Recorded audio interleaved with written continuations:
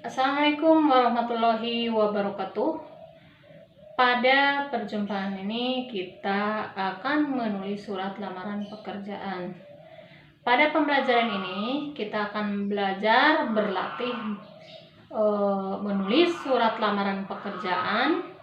Untuk itu kita harus memahami isi surat lamaran pekerjaan. Surat lamaran pekerjaan itu termasuk jenis surat pribadi. Karena bersifat pribadi, jenis surat ini tidak menggunakan format yang baku. Namun, karena surat lamaran pekerjaan merupakan jenis surat yang resmi, sebaiknya menggunakan bentuk yang dianjurkan. Bentuk yang dianjurkan yang bagaimana? Yaitu bentuk balok, kemudian bentuk lurus. Aturan-aturan yang harus dipenuhi dalam memenuhi surat lamaran atau dalam menulis surat lamaran pekerjaan secara umum sama dengan penulisan surat resmi. Nah, selain itu, surat lamaran pekerjaan itu biasanya ditulis oleh seseorang yang ditunjukkan kepada suatu lembaga atau kepada suatu instansi atau kepada suatu perusahaan.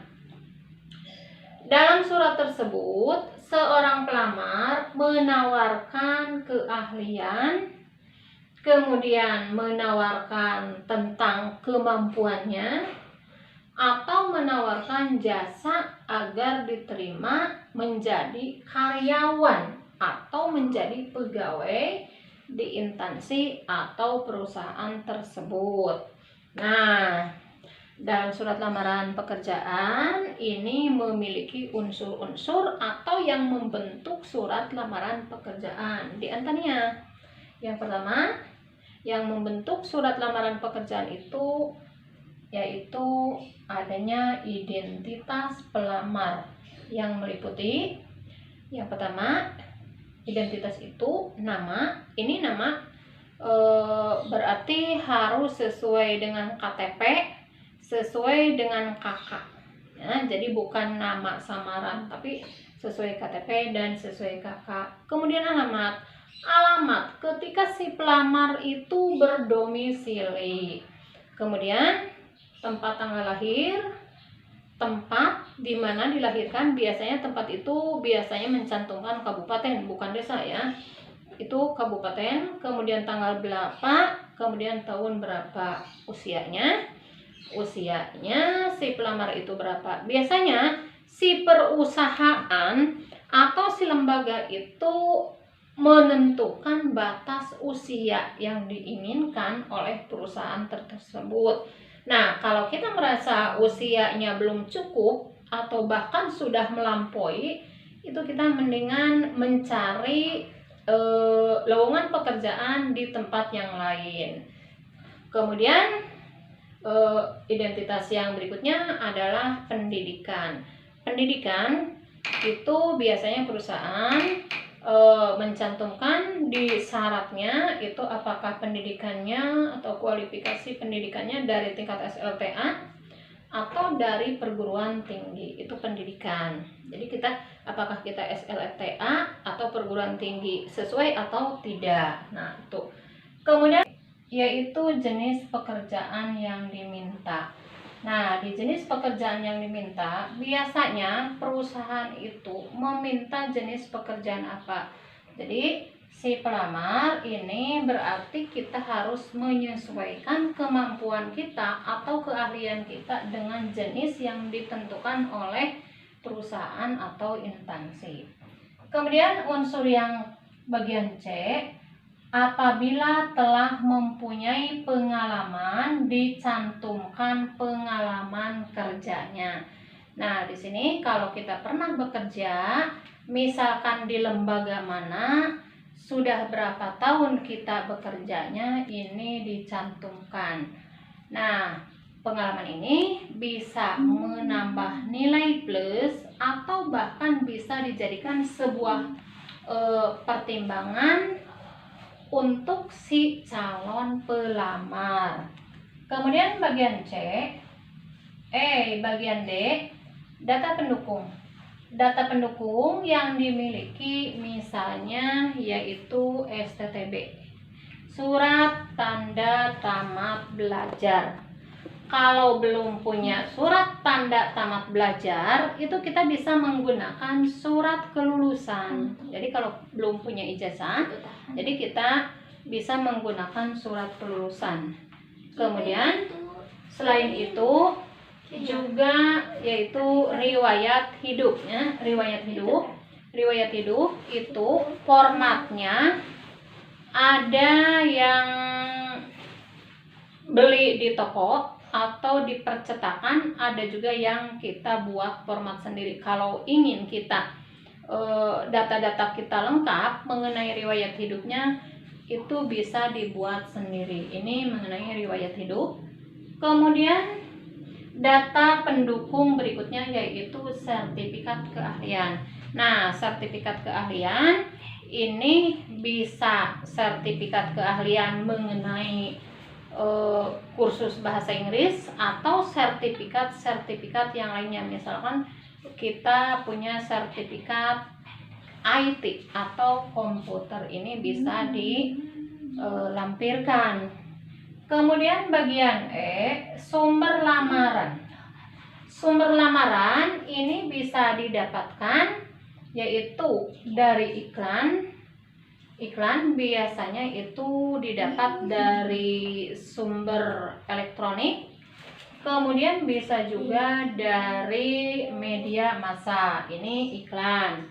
Kemudian pengumuman dari Dinas Tenaga Kerja atau dari Depnaker itu. Kemudian media lainnya misalkan kita bisa dapat informasi dari radio, dari televisi, atau dari internet. Kemudian bahkan kita bisa mendapatkan informasi dari teman atau dari karyawan yang sudah bekerja di lembaga tersebut. Nah, itu sumber lamaran.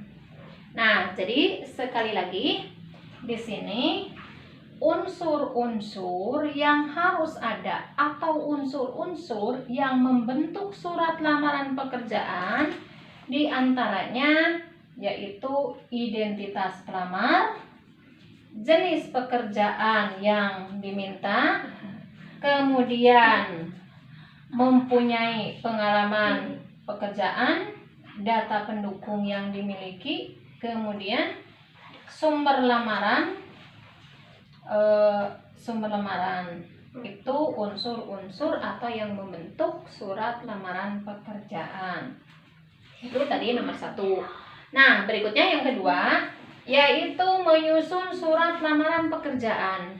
Menyusun surat lamaran pekerjaan, di sini cermati iklan lowongan pekerjaan ya. Iklan lowongan pekerjaan.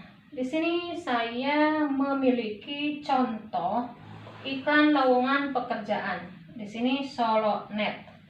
Dibutuhkan segera A. Teknisi printer komputer. Kemudian B. Sales counter komputer. Dan C. Teknisi komputer. D. Staff marketing. Ini syarat-syaratnya yang harus dicantumkan yaitu wanita minimal 22 tahun, bagian B dan D, laki-laki 22 tahun bagian A dan C. B dan D ini yaitu sales counter komputer, kemudian D staff marketing, ini untuk perempuan, kemudian untuk laki-laki A, C teknisi printer komputer, kemudian teknisi komputer. Nah, ini wanita ditentukan usianya 22 tahun, laki-laki juga 22 tahun. Kemudian syarat berikutnya yaitu pendidikan. Nah, syarat yang kedua yaitu pendidikan minimal SMU. Di sini untuk SMU yaitu di sini ada dalam kurung A, C. A itu yang dibutuhkan teknisi printer dan komputer. Kemudian C adalah teknisi komputer. Syarat yang ketiga yaitu harus berpengalaman di bidangnya. Pengalaman di bidangnya yaitu sesuai yang diinginkan di sini. Kemudian minimal itu 1 tahun, ya, minimal 1 tahun yaitu A, B, C. Teknisi, kemudian sales, kemudian teknisi komputer. Yang keempat, mengenal IT dengan baik. Ini mengenal IT dengan baik bagian B dan D yang dibutuhkan yaitu untuk sales counter komputer, kemudian juga staff marketing. Yang kelima, komunikatif. Komunikatif itu berarti si calon pelamar harus bisa ngobrol atau harus bisa berkomunikasi, kemudian juga harus energik, jadi tidak loyo, ya itu. Kemudian yang keenam, lebih diutamakan bisa berbahasa Inggris. Nah, tadi oleh saya sudah dibahas di sini, yaitu kita tadi di data pendukung, ya, di bagian data pendukung itu sertifikat keahlian. Nah, di sini syaratnya ada di contoh iklan ini, yaitu lebih diutamakan bisa berbahasa Inggris. Ini di poin B atau staff marketing. Kemudian bagian ketujuh, memiliki kendaraan sendiri. Itu syarat-syarat yang harus dimiliki oleh calon pelamar yang dibutuhkan oleh Solonet, ya. Kemudian kalau lamaran tersebut sudah ditulis dan sudah lengkap syarat-syaratnya, itu bisa dikirim ke alamat yang dituju. Alamat yang dituju biasanya ada di iklan-iklan atau informasi-informasi yang lainnya. Nih, alamat yang dituju di sini contohnya Jalan Arifin 129 Kepatihan Solo 57129. Nah, di sini juga perhatikan ada keterangan paling lambat setelah iklan dimuat. Biasanya ini dibatasi setelah iklan dimuat 1 minggu atau 3 hari setelah iklan dimuat. Makanya kita harus melihat apakah iklan ini masih berlaku atau tidak. Jadi kalau misalkan ini iklan sudah kadaluarsa, jadi kita jangan coba-coba untuk melamar pekerjaan. Mending kita cari informasi lain. Jadi kita harus aktif mencari informasi untuk melamar suatu pekerjaan ke suatu instansi atau suatu perusahaan. Nah, ini iklan ini diambil dari sumber Kompas tanggal 2 Juli 2020. Mungkin pertemuan kali ini sampai di sini. Mudah-mudahan kalian mengerti, Anda mengerti. Kalau ada pertanyaan, saya tunggu komentarnya. Saya tunggu pertanyaannya. Sekian, wassalamualaikum warahmatullahi wabarakatuh.